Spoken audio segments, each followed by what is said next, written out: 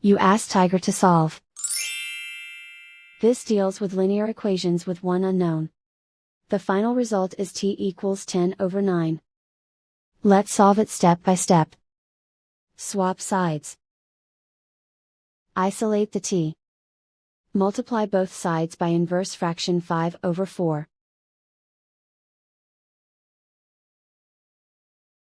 Group like terms. Multiply the coefficients. Simplify the fraction. Multiply the fractions.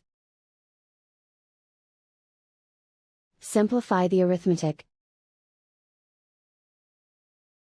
And so the final result is t equals 10/9.